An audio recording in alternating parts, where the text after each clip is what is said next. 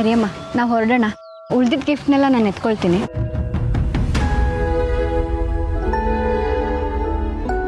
ತುಳಸಿಯವರೇ, ಇವತ್ತು ನನ್ನ ಮನಸ್ಸಿನಲ್ಲಿ ಏನೋ ಒಂಥರ ತಳಮಳ. ನನ್ನ ಮಗಳು ಬೇಗ ಸಿಗ್ತಾಳೇನೋ ಅನಿಸ್ತಿದೆ. ಸಿಗ್ತಾಳೆ, ನಿಮ್ಮ ಮಗಳು ಆದಷ್ಟು ಬೇಗ ಸಿಗ್ತಾಳೆ. ಗಣೇಶನ ಸಂಕಷ್ಟಹರ ಅಂತ ಹೇಳೋದೆ ಅದಕ್ಕೆ. ಆದಷ್ಟು ಬೇಗ ನಿಮ್ಮ ಸಂಕಷ್ಟಗಳೆಲ್ಲ ದೂರ ಆಗಲಿ. ಆ ಗಣೇಶ ಒಂದು ತಾಯಿನ ಸೇರ್ಕೊಡ ಹಾಗೆ ನಿಮ್ಮ ಮಗಳು ನಿಮ್ಮನ್ನು ಸೇರ್ಕೊಳ್ಳಿ. ಥ್ಯಾಂಕ್ಸ್ ತುಳಸಿಯವರೇ.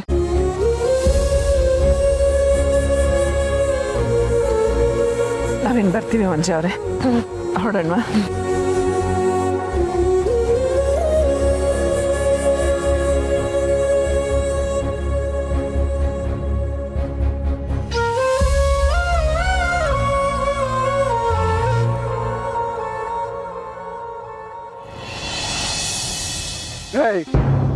ಎಷ್ಟು ಕೊಡಬೇಕು ಇವಳು? 10 ಲಕ್ಷ.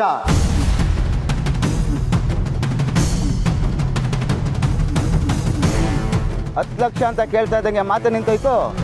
ಈಗ ಇವಳು ನಿನ್ನ ಮೊಮ್ಮಗಳಲ್ವಾ? ಮುಚ್ಚೋ ಬಾಯಿ. ನಾಳೆ ಇದೇ ಟೈಮ್ಗೆ ಇದೇ ಜಾಗಕ್ಕೆ ಬಾ. ದುಡ್ಡು ನಿನ್ನ ಕೈನಲ್ಲಿ ಇರುತ್ತೆ, ತಗೊಂಡು ಹೋಗ್ತಾ ಇರು. 10 ಲಕ್ಷನೂ ನೀನು ಕೊಡ್ತೀಯಾ? ಅದು ನಾಳೆನೇ. ಈ ಮಾತು ನಾನು ನಂಬೇಕಾ? ನೀನು ನಾಳೆ ಬರ್ದೇ ಹೋದ್ರೆ? ದಡ್ಡ, ಮನೆಗೆ ನುಗ್ಗಿ ವಸೂಲಿ ಮಾಡೋಕೆ ನೋಡಿದ್ದೀಯಾ? ಅಂದರೆ ನಮ್ಮ ಮನೆಗೆ ಗೊತ್ತಿರ್ಬೇಕಲ್ವಾ ನಿನಗೆ? ನಾಳೆ ನಾನು ಇಲ್ಲಿಗೆ ಬರದೇ ಹೋದರೆ ಮನೆಗೆ ಬಾ.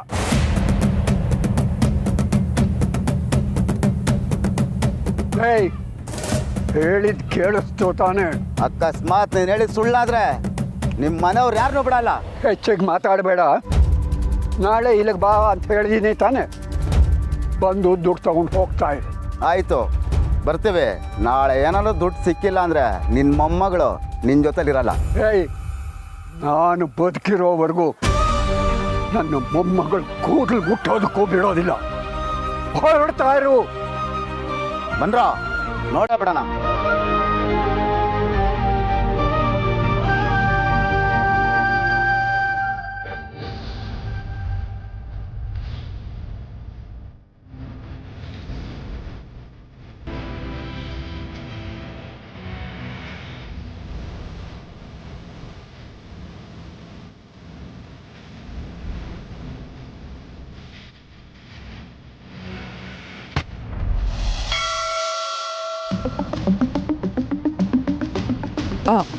ಪೂರ್ಣಿ, ನೀನು ದೇವಸ್ಥಾನದ ಎದುರುಗಡೆ ಇರು, ನಾವು 1 ನಿಮಿಷ ಬಂದ್ಬಿಡ್ತೀನಿ.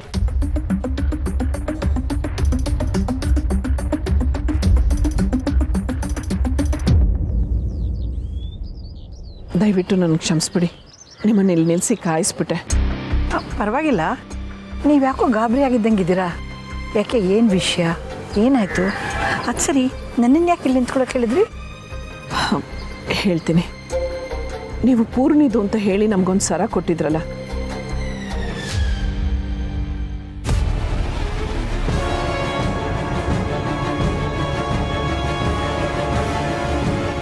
ನನ್ನ ಮಕ್ಳ ಕತ್ತಲಿರೋ ಸರಾನು ಪೂರ್ಣಿ ಕತ್ತಲಿರೋ ಸರಾನು ಒಂದೇ.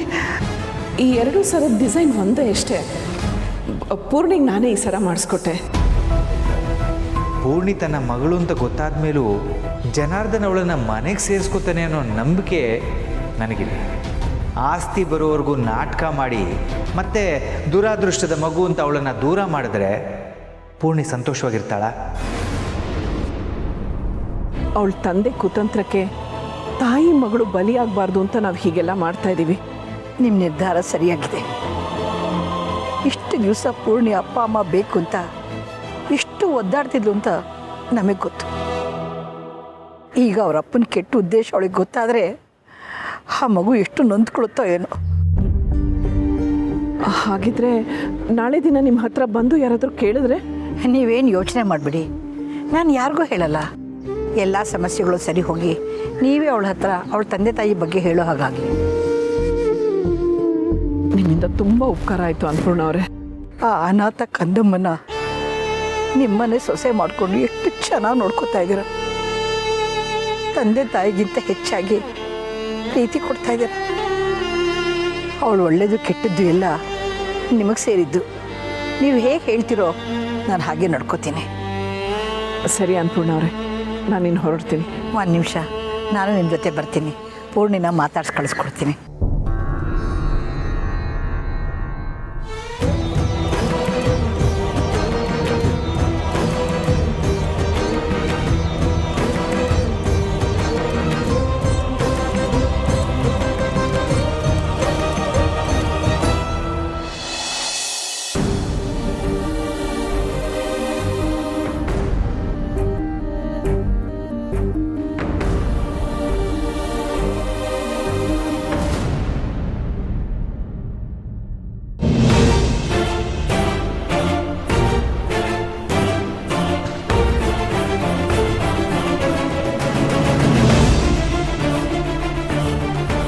ಸಂಧ್ಯಾ, ಎಲ್ಲಿಗೆ ಹೋಗಿದ್ದೆ ನೀನು?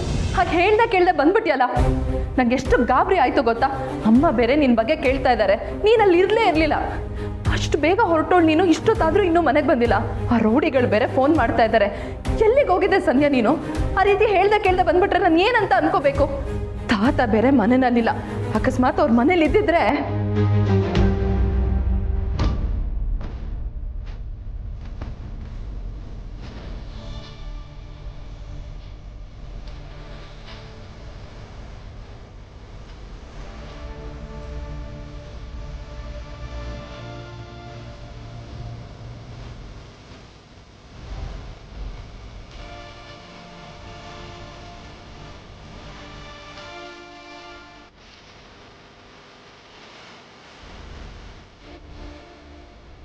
ಸಂಧ್ಯಾ, ಏನಾಯ್ತು? ತಾತ ನಂಗೆ ಎಲ್ಲಿ ಸಿಕ್ಕಿದ್ರು? ತಾತಂಗೆಲ್ಲ ವಿಷಯ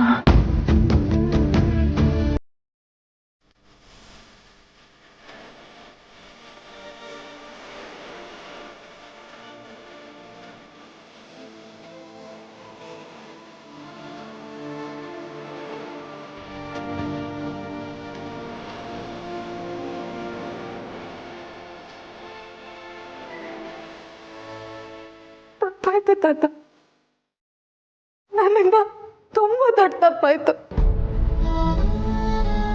ಕ್ಷಮಿಸ್ಬಿಡು.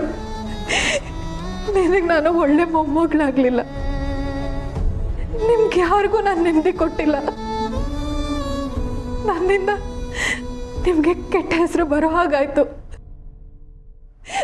ನನ್ನಿಂದಾಗಿ ನೀವು ಸಮಸ್ಯೆಗಳನ್ನೆಲ್ಲ ಎದುರಿಸೋ ಹಾಗಾಯ್ತು. ಕ್ಷಮಿಸ್ಬಿಡು ತಾತ, ಈ ಪಾಪಿನ ದಯವಿಟ್ಟು ಕ್ಷಮಿಸು. ಇಂಥ ತಪ್ಪುಗಳನ್ನ ಮಾಡಬಾರ್ದು ಅಂತ ಎಷ್ಟೋ ಸತಿ ಅನ್ಕೊಂಡಿದ್ದೀನಿ. ಆದ್ರೆ ಯಾವತ್ತೋ ಮಾಡಿದ ತಪ್ಪು ಈಗ ನನ್ನ ಸಿಕ್ಕಾಕ್ಸ್ತಿದೆ ತಾತ. ನಿನ್ನ ಹತ್ರ ಎಲ್ಲ ವಿಷಯಗಳನ್ನೂ ನಾನು ಹೇಳ್ಕೊಬೇಕಿತ್ತು. ನಾನು ತಪ್ಪು ಮಾಡ್ಬಿಟ್ಟೆ ತಾತ, ನನಗೆ ಕ್ಷಮಿಸ್ಬಿಡು.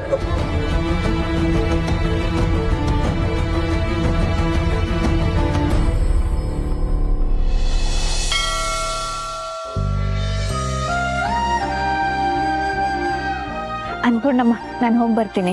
ಆಯ್ತಮ್ಮ, ಒಳ್ಳೇದಾಗಲಿ. ದೇವ್ರು ನಿನ್ನನ್ನು ಬಂಗಾರ ಅಂತ ಮನುಷ್ಯ ಜೊತೆ ಇಟ್ಟಿದ್ದಾನೆ. ನಿಮಗೆಲ್ಲ ಒಳ್ಳೇದೇ ಆಗತ್ತೆ. ಬರಲಾ?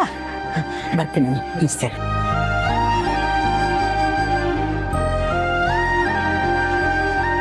ಮೇಡಮ್, ನೋಡೋಣ. ಏನಪ್ಪ ಮೈದ್ನ, ಈ ಮೇಡಮ್ ಗೀಡಮ್ ಅಂತ ಕರೆಯೋ ಬದಲು ಬಾಯಿ ತುಂಬ ಅದಕ್ಕೆ ಅಂತ ಕರಿಬಾರ್ದಾ? ನೋಡಿ, ನಾನು ನಿಮ್ಮನ್ನ ಮೇಡಮ್ ಅಂತಾನೆ ಕರೆಯೋದು. ನೀವು ನನಗೆ ಮೈದ್ನ ಅಂತ ಕರೆಯೋದೆಲ್ಲ ನನಗಿಷ್ಟ ಆಗಲ್ಲ.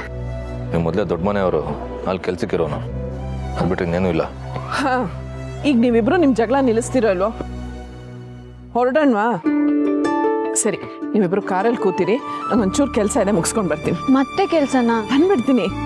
ಓಹ್, ಅವ್ರಿಗೆ ಬಂದ್ರೆ ಅವಿ, ಅಭಿ ಮತ್ತು ನಿಧಿ ಹೆಸರಲ್ಲಿ ಅರ್ಚನೆ ಮಾಡಿಸಿ ಬಡ ಮಕ್ಳಿಗೆ ಪ್ರಸಾದ ಕೊಟ್ಬಿಡಿ.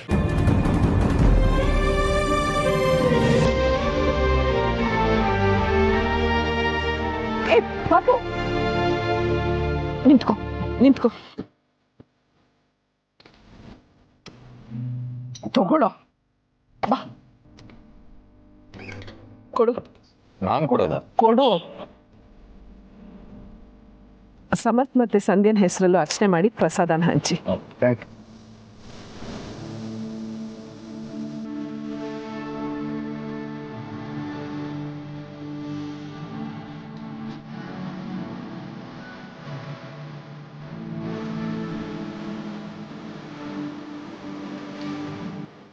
ಅಮ್ಮ ನಿಮ್ಮ ಮಕ್ಳ ಮೇಲೆಲ್ಲ ನಿಮ್ಗೆ ಎಷ್ಟೊಂದು ಪ್ರೀತಿ ಅಲ್ವಾ? ಸರಿ ಕಾರ್ ಹತ್ರ ಇರ್ತೀನಿ ಬನ್ನಿ. ನಿನ್ಗೆ ಅವ್ನಿಗೇನಾದ್ರೂ ಹೇಳಿ ರೇಗಿಸ್ತಾ ಇದ್ರೆ ನಿಂಗೆ ಸಮಾಧಾನನೇ ಆಗಲ್ಲ ಅಲ್ವಾ? ಹಾಗಾದ್ರೂ ನಿಮ್ಮನ್ನ ಅಮ್ಮ ಅಂತ ನನ್ನನ್ನ ಅತ್ತಿಗೆ ಅಂತ ಕರಿತಾರೇನೋ ಅಂತ ಕಾಯ್ತಾ ಇದ್ದೀನಿ. ಆ ದಿನ ಆದಷ್ಟು ಬೇಗ ಬರುತ್ತೆ. ಸರಿ.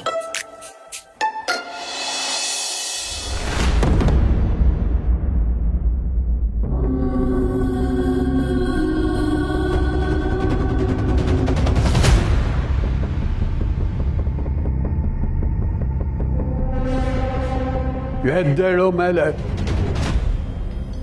ಎದ್ದೇಳು ಒಂದೇ.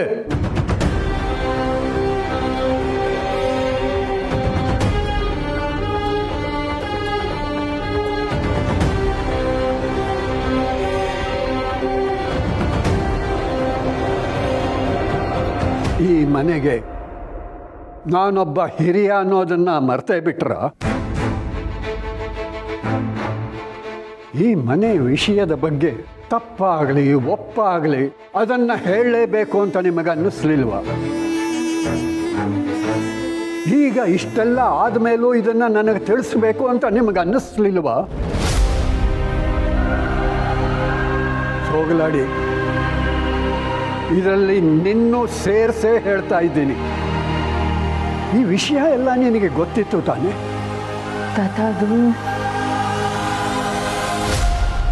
ಈಗೇನು ನೆಪಗಳನ್ನು ಹೇಳೋದಕ್ಕೆ ಬರಬೇಡಿ. ಈ ವಿಷಯ ನನಗೆ ಹೇಳಬೇಕಾಗಿತ್ತೋ ಇಲ್ವೋ? ಹೇಳ್ಬೋದಿತ್ತು ತಾತ. ಮತ್ತ್ಯಾಕೆ ಹೇಳಲಿಲ್ಲ? ಯಾವತ್ತು ಗೂಂಡಾಗಳು ಮನೆ ಬಾಗಿಲಿಗೆ ಕಾಲಿಟ್ರು ಆಗಲೇ ಅನ್ಕೊಂಡೆ ಇಲ್ಲಿ ಏನೋ ನಡೀತಾ ಇದೆ ಅಂತ. ಆ ಕ್ಷಣದಿಂದ ಇವಳ ಮೇಲೆ ಒಂದು ಕಣ್ಣಿಟ್ಟಿದ್ದೆ. ಇವಳಾಗೆ ಬಂದು ನನಗೆ ಹೇಳಬಹುದು ಅಂತ ಎಷ್ಟು ದಿವಸ ಕಾದೆ. ಆದರೆ ಹೇಳಲಿಲ್ಲ ಇವಳು. ಯಾಕೆ ಹೇಳ್ತಾಳೆ? ಇವಳ ಪಾಲಿಗೆ ನಾನು ಸತ್ತು ಹೋಗಿದ್ದೀನಿ.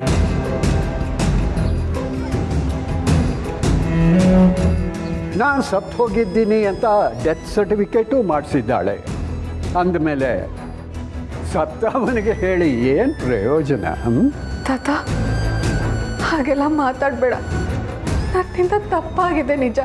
ಬೇಕಿದ್ರೆ ನನ್ನ ತಪ್ಪಿಗೆ ಏನು ಬೇಕಾದರೂ ಶಿಕ್ಷೆ ಕೊಡು, ನಾನು ಅನುಭವಿಸ್ತೀನಿ. ಹೊಡಿ ಬಡಿ, ಬೇಕಿದ್ರೆ ನನ್ನ ಸಾಯಿಸ್ಬಿಡು. ಹೌದು, ನನ್ನಂತ ಪಾಪಿ ಬದುಕಿರಬಾರ್ದು. ನಿಮಗೂ ಸುಳ್ಳು ಹೇಳ್ದೆ, ಅಮ್ಮಂಗೂ ಮೋಸ ಮಾಡಿದೆ, ಏನೇನೆಲ್ಲ ನಾಟಕ ಮಾಡಿ ನಿಮ್ಮ ಮನಸ್ಸಿಗೆಲ್ಲ ನೋವು ಕೊಟ್ಟೆ.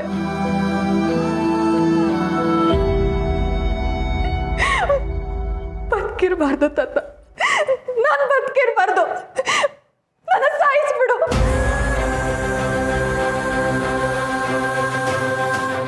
ನಿನ್ನನ್ನು ಸಾಯಿಸೋ ಅಷ್ಟು ನೀಚ ಅಲ್ಲ ಈ ಮುದುಕೋ.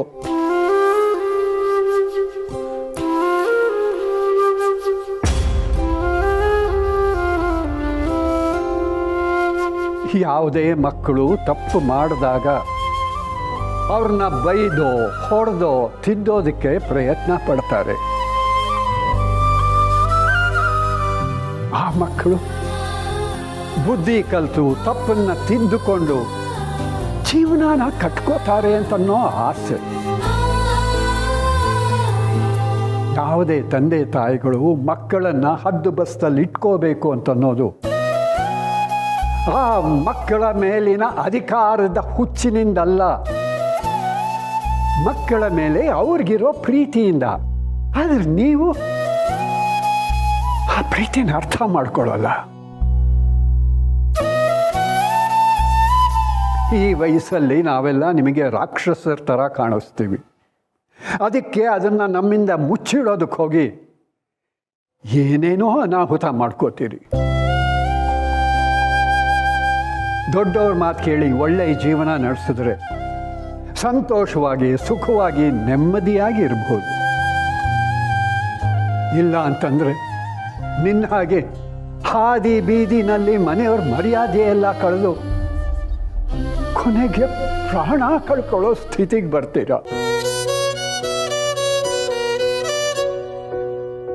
ಪ್ರಾಣಕ್ಕಿಂತ ಹೆಚ್ಚಾಗಿ ಪ್ರೀತಿಸೋ ನಮ್ಮ ಮಕ್ಕಳೇ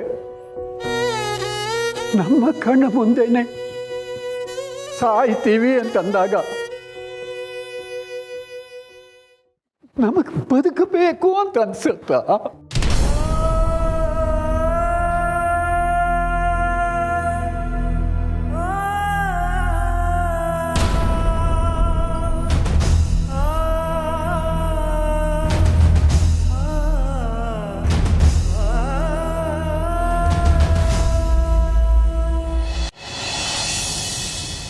ಹಾ, ಹೀಗೆ ಹೊರಟಿದ್ದೀವಿ. ಎಲ್ಲ ಚೆನ್ನಾಗಾಯ್ತು, ಏನೂ ತೊಂದರೆ ಆಗಿಲ್ಲ. ನನ್ನ ಮೈದ್ನ ಸಮರ್ಥ ಅವರಿದಾರಲ್ಲ, ಅವರು ಮಕ್ಕಳ ಜೊತೆ ಆಟಾಡ್ತಾ ಬಿದ್ದೋದ್ರು. ನೀವಲ್ಲಿ ಇರ್ಬೇಕಾಗಿತ್ತು. ಅಮ್ಮ ಏನೋ ಪುಟ್ಟು ಪಾಪು ಬಿದ್ದಿರೋ ಹಾಗೆ ಫೀಲ್ ಮಾಡ್ಕೊಂಡ್ರು.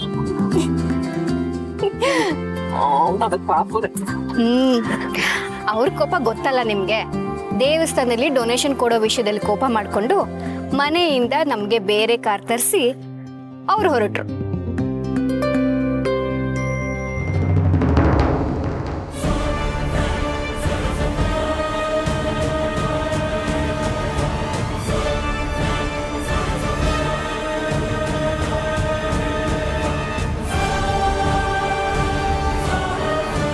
ಆನಂತರ ಸ್ವಲ್ಪ ಗಾಡಿ ನಿಲ್ಲಿಸಿ.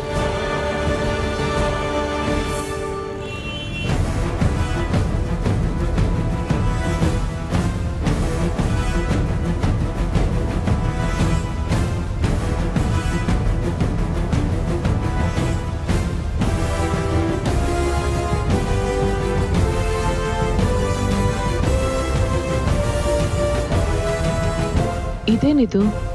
ಪ್ರತಿ ಅಮಾವಾಸ್ಯೆ ಆಗಿ ಮಾರನೇ ದಿನ ಶಾರ್ವರಿಯವರು ಎಲ್ಲಿಗೋ ಹೋಗ್ತಾರೆ.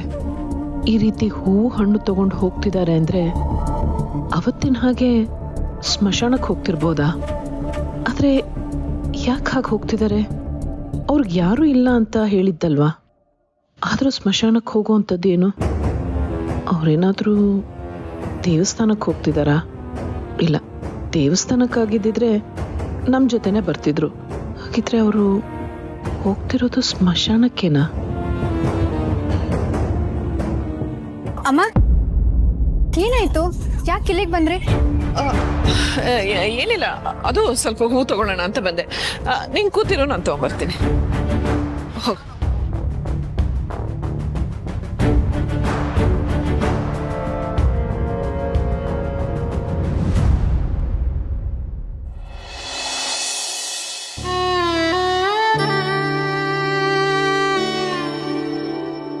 ಅಂದರೆ ಸೊಸೆ ಮುದ್ದು ಸಿಕ್ಕಾಕೊಂಡಿದ್ದಾಳೆ ಅಂತಾಯ್ತು. ಈಗ ಈ ತಾತ ಏನು ಮಾಡ್ಬೋದು?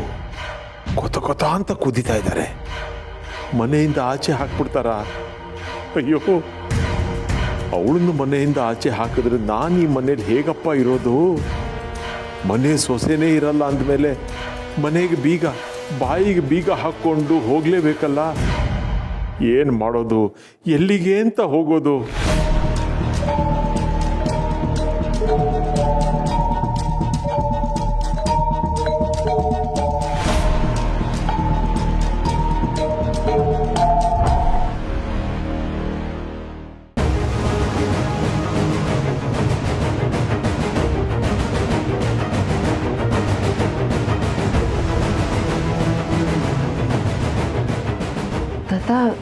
ಏನಿದೆಲ್ಲ? ಇದು ಈ ಮನೆ ಆಸ್ತಿ ಪತ್ರ.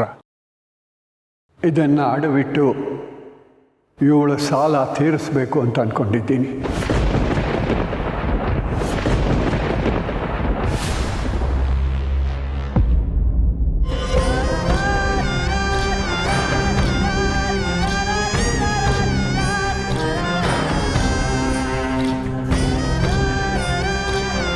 ಈ ಮನೆಯಲ್ಲಿ ನಿನಗೂ ನಿನ್ನ ಗಂಡನಿಗೂ ಪಾಲಿದೆ.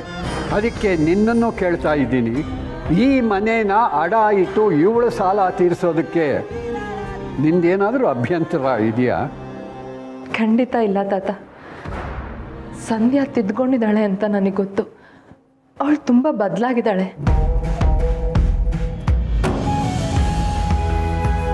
ಇಂಥ ಸಮಯದಲ್ಲಿ ಅವಳಿಗೊಂದು ಅವಕಾಶ ಕೊಡೋದ್ರಲ್ಲಿ ತಪ್ಪೇನಿಲ್ಲ. ನನಗೆ ನಿಜವಾಗ್ಲೂ ಸಂತೋಷ ಇದೆ ತಾತ.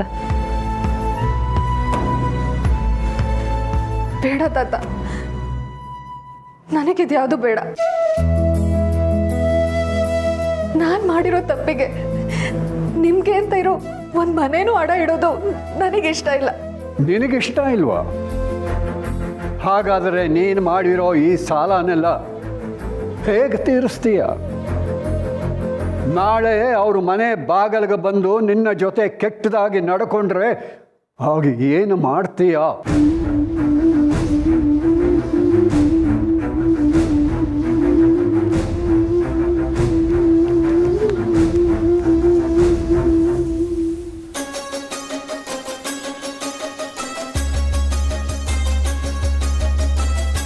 ಯಾಕೆ ಹೇಳ್ರು ಈಗ ನಿಂತಿದ್ದೀರಾ? ಸಂಜೆ ಯಾಕೆ ಹೇಳ್ತಿದ್ಯಾ? ದಂಡಪಿಂಡ, ನಾನು ಈ ಮನೇನ ಅಡ ಇಡಬೇಕು ಅಂತ ಅಂದ್ಕೊಂಡಿದ್ದೀನಿ. ಅದಕ್ಕೆ ನಿಂದೇನಾದರೂ ಅಭ್ಯಂತರ ಇದೆಯಾ?